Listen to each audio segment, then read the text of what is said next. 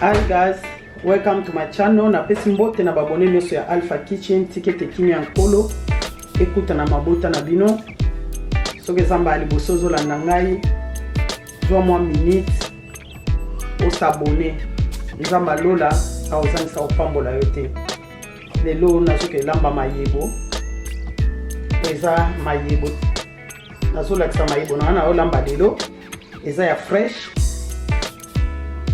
Okoso mangona Saint-Berry, okoso mbape na batescope ezalaka. En tout cas, ezalaka na kitoko mingi na kolia. Yaka sukali. O mayebo na biso tozolamba lelo. Na lamba ngo na tomate, naza na white black pepper, na poireau, ail, kip. Osaka pas obligé ko tia kibite comme pour ko tia mungwa pilipili na biso to ko tia mingi te poivron rouge na bitungu na biso na oil all purpose to ana mbisi na biso ya ko kauka nzombo onde tozolambela mayebo na biso mukola lelo. Alors nazoke ko préparer biloko na biso po to ko lambela. Ndena lobatango nyoso ke faut ko créer na kati ya cuisine na yo, faut ko créer ba biloko sika ekota na kati ya cuisine na yo. Yango lelo nazolakisa ndenge ya kolamba mayebo. Yaya pusa kit kotala ka pamba te. Bo s'abonner, bo partager, bo like, ba commentaire en tout cas, et ça la pensa bien. Et ya eloko mo ya makasi te. Bino mo bo la dakande na osala ngo donc ese eloko moko eumela pensa te. À suivre. On a okata mayebo na biso o sukolango eza pene loko apasite oza na posa ya mbeli te. Donc ozo kabolango ka boye. Ozo kabola. O komona ondenge ezali na sanité ekondaka comme apena mukie. Donc ozo kabolango boye kolamba ngo ya mibimba ndenge ezali te. Donc faut okabolango.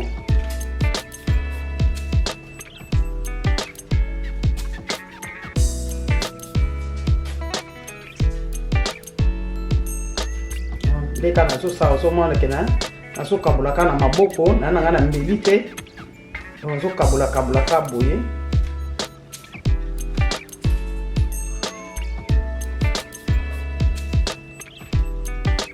Eloko liboso tozotia eza mafuta. Tozotia mafuta na nzungu na biso. Aya tozosala sauce o tozosala tolambela mayebo. Eloko liboso tokotia eza matungulu.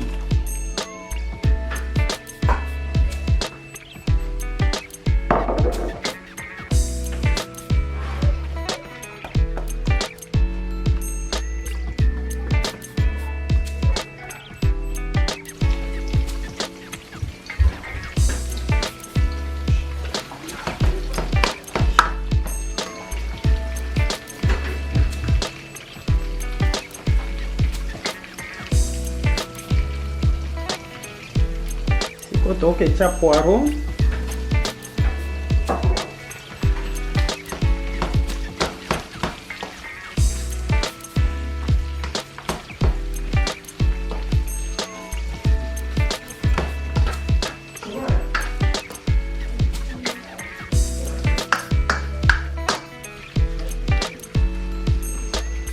Siko na oke cha tomate na ngai na niki na poivron na ail niki yango siko na ocha siko na zokanga na niki yango makasi te. Na niki yango makasi te ezala kwa mwa kokatana po mayebo na biso ezala lokola supu ya sardine te. Ezosenga ezala mwa ba tomate ya mwa ezomona. Tozipe na tomate na biso po ebela. Bongo tokotia biloko mosusu. Siko tozotala sauce na biso. Wow. Sauce na biso siko ebeli. Eza matungulu totiaki na batomate na biso na poivron toniki. Sikoyo tozotia mbisi na biso okauka. tosukoli yango bien tozotia na kati oyo eza nzombo baposo nango ezala mabe te donc tozomélange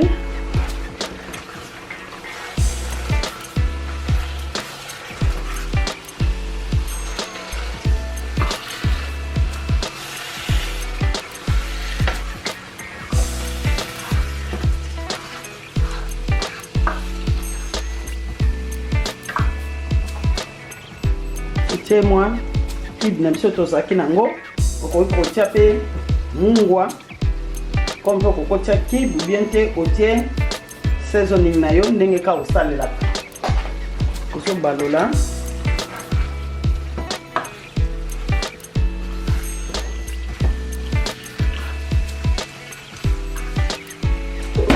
otika lisusu mbisi susu ekota so goût ya biloko oyo tokalingi matungulu ai poivron do biloko nyonso totie na kati ekota mpe so goût wana mbisi atanda tozosukola sikoyo mayebo na biso tozipi lisusu ata mpona 10 minutes sikoyo tozoketala wow ndayebi biso tsunga elenge ya ndenge wana wow sikoyo tozokebakisa sikoyo mayebo na biso na likolo mayebo tosukoli bien tiango na likolo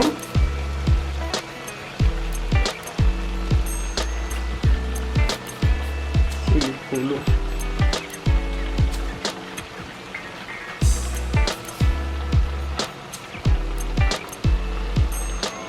sotila ngomo white pepper na biso etia pe goût tosoki kosangisa ngo mpo esangana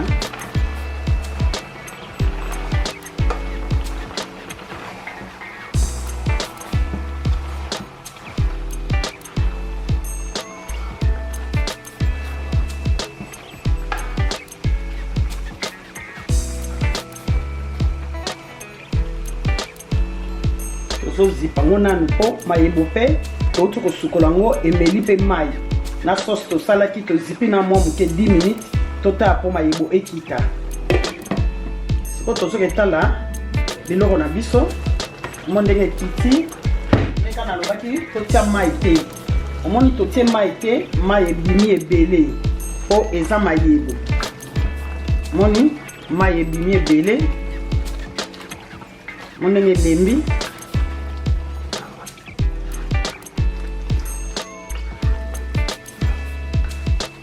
elembi ebimisi mai ebele okomeka mpe mungwa na yo mungwa ekoki te okobakisa opepos na biso